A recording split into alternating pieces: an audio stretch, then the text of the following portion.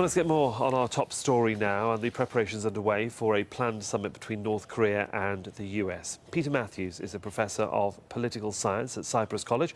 Joins me now from Los Angeles via Skype. It's good to have you with us, Mr. Mathews.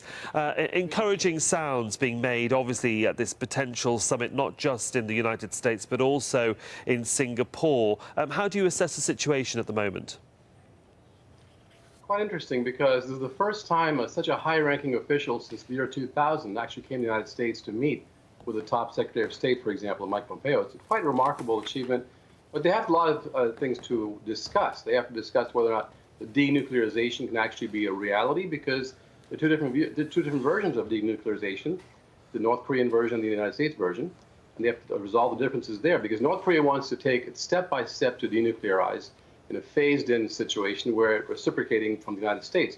The U.S. wanted to have an immediate denuclearization where North Korea gives up all of our nuclear weapons and missiles, and that's virtually impossible.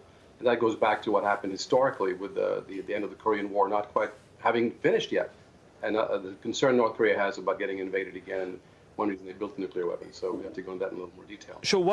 While there is a sort of unfortunate sort of misunderstanding in the dialogue that we've been hearing over the last few weeks, are you actually surprised at the way North Korea is taking it, I would say, in its stride, in such a calm and steady approach to these negotiations, considering what they've had to deal with, which is a very erratic, some may say even irrational approach from the USA? It's remarkable how calm and collected We seem to have lost Mr. Mathews there on Skype. We will try and get hold of him again because our conversation hasn't finished regarding North Korea. But let's just move on now to the Americas, where most of Brazil's striking truck drivers have... Well, let's go back to our story with Peter Mathews, of course, a professor at Cyprus College, who was rudely interrupted by the technology. I love blaming technology, Peter, when these things happen, because it can't possibly be our fault at all.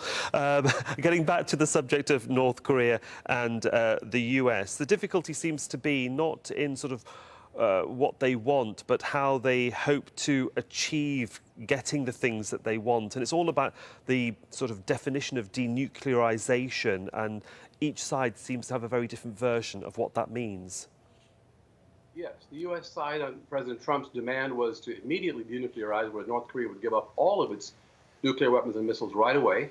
And the North Korea wants to do it. Instead, they want to go phased-in denuclearization, with one step at a time. And that's much more, I think, realistic. And I believe they have to reach a compromise on this. Another thing is North Korea wants security. They want to have a peace treaty signed between the United States and North Korea and South Korea, and perhaps the UN as well, declaring the end of the actual war, the Korean War, which has never ended, by the way, officially. And then there are troops on South Korean soil, 30,000 U.S. troops, which North Korea is very concerned about these war games, war maneuvers that occur every 6 months or so with the U.S. and South Korean troops. They want that also to be reduced, possibly a few troops reduced, as well as the war games put off or set back and stopped operating, because that's concerned to them as well. And the U.S. has to agree to some of these things in order to get North Korea to actually start denuclearization step by step.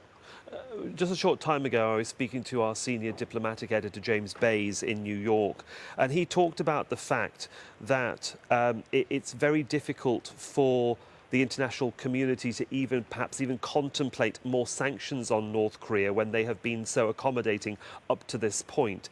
And the question is raised, what happens if there is no agreement and it all falls apart and the US looks for a global push to put pressure on North Korea? What's your understanding of, you might say, the different scenarios if these talks fail? Well, I believe that China and Russia would probably be very reluctant to reimpose sanctions. Even the European Union would be concerned about doing that, because they'll feel that the U.S. did not see this through, especially if Trump sticks to his demand that North Korea denuclearize immediately. That's an unreasonable demand. And I think the world sees it that way, and they would prefer to go step by step, as the North Koreans have asked for. Don't forget, there's also the situation of what was raised by John Bolton, who should never have been really appointed as a national security advisor, because he's the one who didn't want to even negotiate with Iran when he pulled out of the Iran nuclear agreement. And he was saying that North Korea could perhaps get to be denuclearized by pursuing the Libya model. That's a very dangerous statement that John Bolton made, almost threw these talks completely out of whack, because Libya actually had agreed, Muammar Gaddafi agreed to give up his nuclear weapons program in return for economic aid and cooperation with the U.S., other countries. And we did that. The United States, NATO, backed by the United States, actually ended up overthrowing Gaddafi. And he ended up getting killed, actually. So North Korea looked at that and said, wait a minute, we don't want that kind of fate. So the U.S. has to tread very lightly and do this thing diplomatically. And the rest of the world, I think, wants that approach anyway. Well, we shall see what does happen in the coming days. For the moment, Peter Mathews there in LA. Thanks for joining us on Al Jazeera. My pleasure. Thank you.